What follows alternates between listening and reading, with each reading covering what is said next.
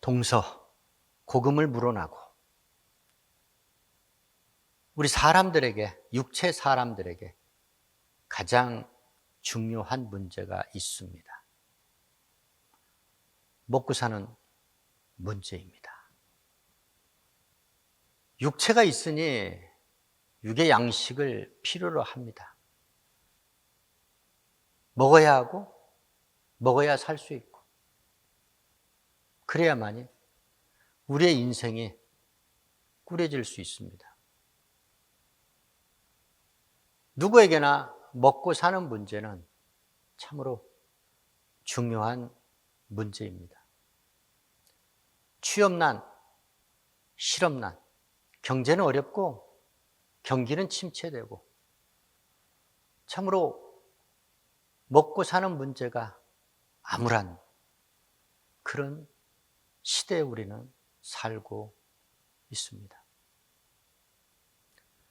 이 먹고 사는 문제는 우리 인간들에게 정말로 필수적인 문제인데 과연 어떻게 하면 이 먹고 사는 문제를 해결할 수 있을까?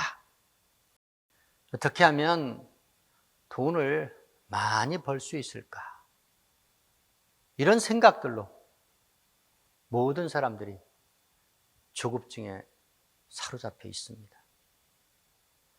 세상 사람만 그런 줄 알았더니 의외로 많은 사람들이, 많은 교회 다니는 사람들, 예수를 믿는다고 하는 사람들조차도 이 먹고 사는 문제, 이 문제에 쫓겨 비루한 생활을 하는 모습을 우리는 듣기도 하고 우리는 보기도 합니다. 먹고 사는 문제를 걱정하는 것 그럴 만도 합니다. 전자에 말씀드린 것처럼 먹어야 우리 육체의 사람이 살 수 있기 때문에. 그런데 문제는 이 먹고 사는 문제 해결하기 위해서 우리는 너무나도 값비싼 희생을 하고 있기 때문에 문제가 되는 것이죠.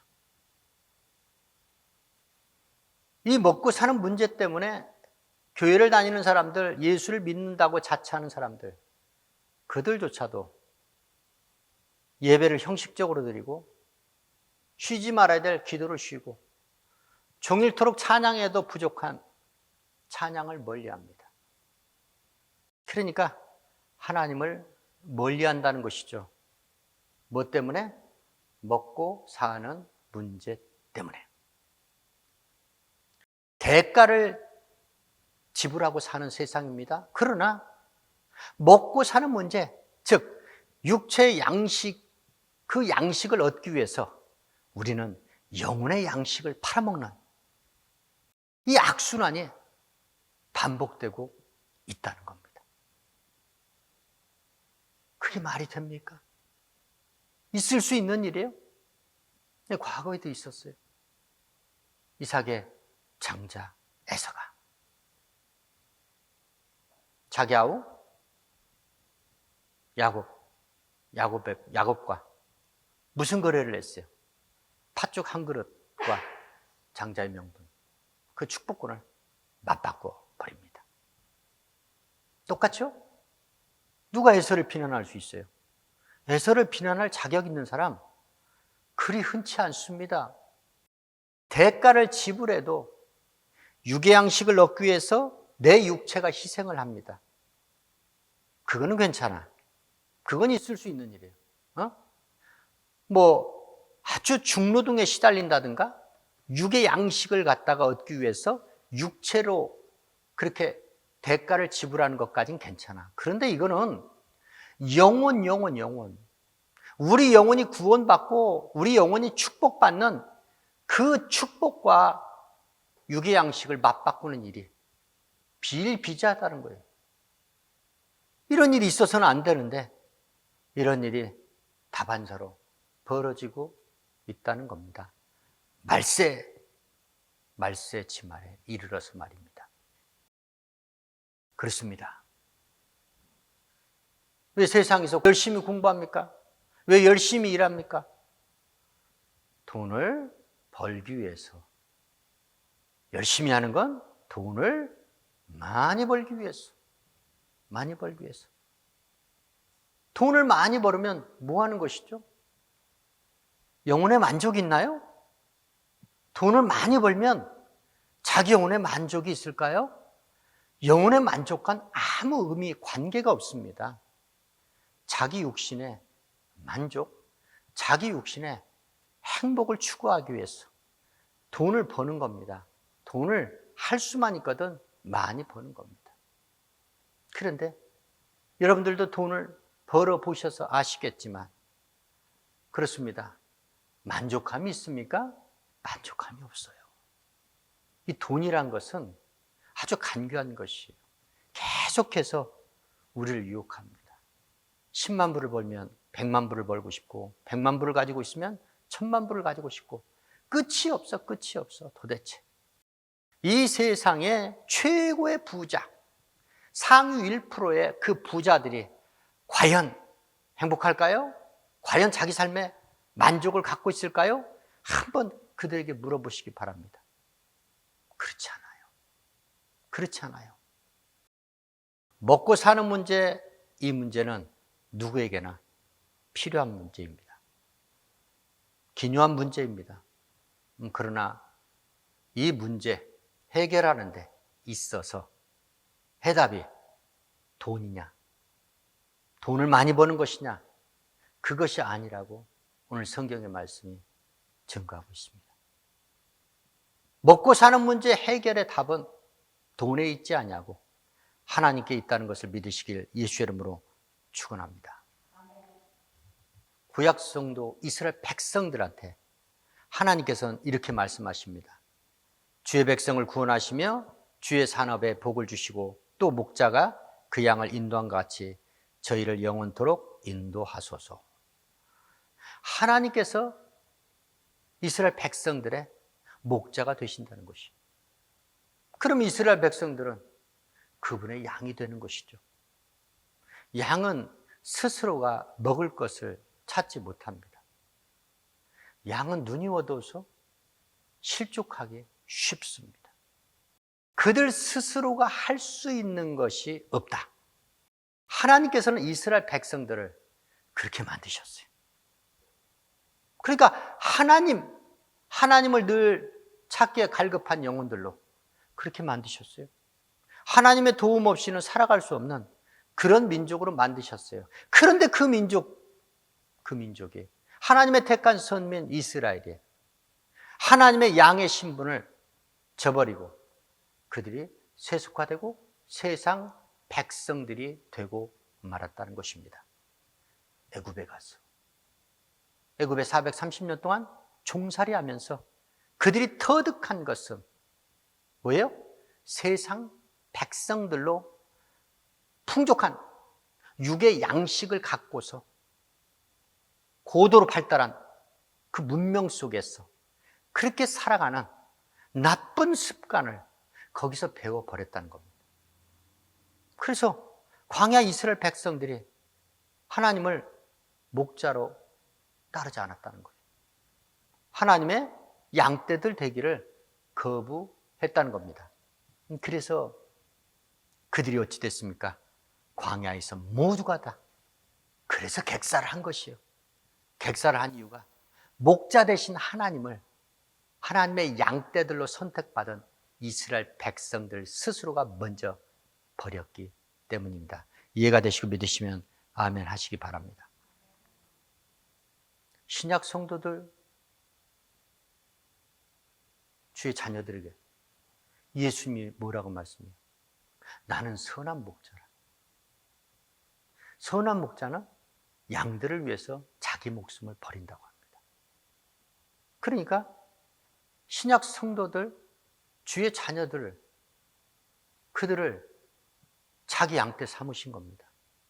이해가 되시고 믿으시면 아멘 하시기 바랍니다. 예수님께서 부활 승천하시면서 자기 양떼들을 자기 종 베드로와 같은 주의 종들에게 맡기셨다고 믿으시면 아멘 하시기 바랍니다.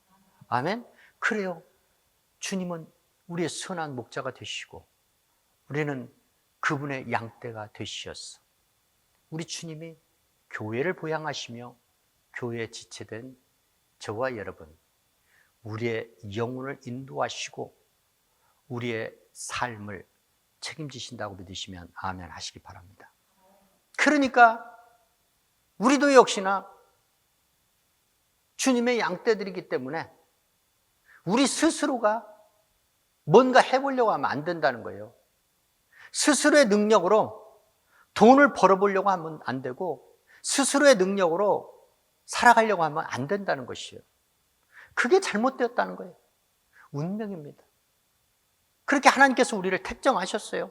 너희는 나의 양떼다. 나는 너희의 선한 목자다. 나는 너희들을 위해서 목숨까지 버려.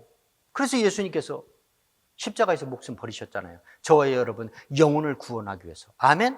그런데 우리의 영혼을 구원하시기 위해서 자기 목숨까지 버리신 예수님께서 그 짧고 짧은 한시적인 우리 육체의 삶, 우리 인생을 살아가는 데 있어서 이 먹고 사는 문제, 이 문제를 간과하실 주님이시냐 그거예요. 그렇지 않다는 거예요.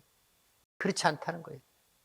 우리가 주님을 멀리하는 양떼들이 되기 때문에 우리가 가야 할 길을 잃어버리는 것입니다. 아멘? 인생길 가야 할 제대로 된 길을 잃어버리고 우리가 먹고 살아가는 문제도 계속해서 다람쥐 쳇바퀴 돌듯이 그렇게 열심히 다름질하는데 제자리 나아짐이 없습니다.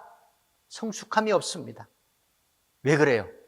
왜 그렇습니까? 선한 목자 대신 주님의 음성을 듣지 못하기 때문에, 주님을 외면하기 때문에, 주님을 멀리하기 때문에 그럴 수밖에 없다는 것입니다. 아멘? 하나님은 나의 목자 되시어서 나의 인생길, 나의 삶을 인도하시는 주님이심을 믿으시길 예수 이름으로 축원합니다. 그 주님께 온전히 먹을 것, 마실 것, 입을 것, 이 먹고 사는 문제를 비롯한 모든 인생의 문제를 다 의탁하시길 예수 이름으로 축원합니다. 그분의 음성, 주의 말씀만 믿고 순종하고 주의 인도하심 따라 살아가길 예수 이름으로 축원합니다. 다윗이 자기가 어려서부터 늙기까지 자기는 의인이 하나님께 버림을 당하거나 또한 그의 자손들이 걸식함을 보지 못했다는 거예요. 그렇게 증거합니다. 걸식함은 뭐예요? 굶주림을 이야기하는 것이죠. 그러니까 하나님께서는 자기 사람, 의인들을 절대로 버리시는 하나님이 아니시다. 항상 가까이 하시는 하나님이시다. 그리고 그 의인의 자손까지도 하나님께서는 먹여 살린다는 것을 믿으시길 예수 이름으로 축원합니다. 그런 하나님이세요. 그런 하나님이신데 무엇 때문에 그렇게 먹고 사는 문제 연연해 하시냐 그겁니다. 바울도 증거하죠. 나의 하나님 그리스도 예수 안에서 영광 가운데 그 풍성한 대로 너희 모든 쓸 것을 채우시리라. 우리에게 필요한 것 더해 주시는 하나님, 채워주시는 하나님이심을 믿으시길 예수 이름으로 축원합니다. 풍성한 대로, 부족함 없이 바닥이 났습니까? 모자랍니까? 채우시겠다는 거예요. 누가? 우리 주님이 채우시겠다는 거예요. 그래서 빌립보계 성도들에게 먹고 사는 문제 때문에 고민하고 걱정하는 빌립보계 성도들, 그들에게 너희 필요한 것, 그것을 풍성히 채워주실 하나님, 그 내가 믿는 하나님, 그 하나님이 계시는데 왜 그렇게 염려가 많으냐 그겁니다. 왜 그렇게 미래에 대해서 불확실성을 갖고 왜 그렇게 걱정하며 살아가느냐 그 말입니다. 우리 삶 가운데, 우리 생활 가운데 불안정할 때가 있습니다. 어려울 때가 있습니다. 그때 여러분은 꼭 이 말씀을 기억하시길 예수 이름으로 축원합니다. 의인된 저와 여러분, 절대로 하나님은 우리를 내버려 두시는 하나님이 아니시다. 내 신앙생활의 중심, 그 중심이 무엇인가? 세상 사람들, 그들의 삶의 중심은 누구입니까? 자기 자신이에요. 자기 자신이. 아니면 자기가 믿는 스폰서, 부모가 될 수도 있고, 유력자가 될 수도 있고. 그렇죠? 그런데 의인들, 하나님을 믿는 주의 성도들의 그 삶의 중심, 누가 되어야겠어요? 하나님이라는 거예요. 그 삶의 중심이 하나님이 되어야 된다. 그래서 시편 기자가 이렇게 증거하는 것이에요. 너희 하나님 여호와를 시온에서 송축할지어다. 그는 예루살렘에서 거하시는 자이시로다. 할렐루야, 할렐루야. 또 히브리서 기자도 증거합니다. 돈을 사랑하지 마라. 너희 있는 바 족한 줄로 알라. 그가 친히 말씀하시기를 결코 너희를 버리지 아니하고 너희를 떠나지 아니하리라 하셨다. 결코 버리지도 떠나지도 아니하시겠다. 그 하나님께서 그 약속의 말씀을 주셨다는 거예요. 인생길, 짧은 인생길 성공하면 뭐합니까? 그 짧은 인생길 끝에 죽음이 기다리고 있고 멸망이 기다리고 있는데 그때 어쩌시렵니까? 그렇습니다. 우선순위와 중심을 우리는 바로 정립을 해야 한다는 겁니다. 예수 중심, 하나님 중심, 말씀 중심, 믿음 중심으로 내가 세상 가운데 우뚝 서 있으면 결코 그를 하나님은 버리시지 않는다. 결코 그를 떠나시지 아니하겠다는 거예요. 하나님이 떠나시지 않고 하나님이 버리시지 않고 하나님께서 나를 신원하시고 나를 붙들고 계시는데 내 삶에 무슨 문제가 있겠어요? 내 영혼에 무슨 문제가 있겠습니까? 아멘? 이해가 되십니까? 믿으십니까? 아멘 하시기 바랍니다. 이거 너무나 간단한 비결이에요. 너무나 간단한 비결. 이거 한 가지를 그렇게 못해서 그렇게 매일같이 불안하고 불확실하고 매일같이 불안정한 삶, 그런 삶을 어느 때까지 지속하시렵니까? 이제 중심을 잡으시기 바랍니다. 내 삶의 중심은 예수다. 두 번만 시작. 내 삶의 중심은 예수다. 내 삶의 중심은 예수다. 그렇죠. 예수의 말씀이 내 삶의 중심이 되어버리면 우리는 흔들림이 없습니다. 절대로. 흔들림망정 넘어짐이 없습니다. 넘어질지라도 엎드러지지 않습니다. 엎드러질지라도 주께서 저와 여러분을 다시금 붙들어 일으켜 세우신다는 것을 믿으시길 예수 이름으로 축원합니다.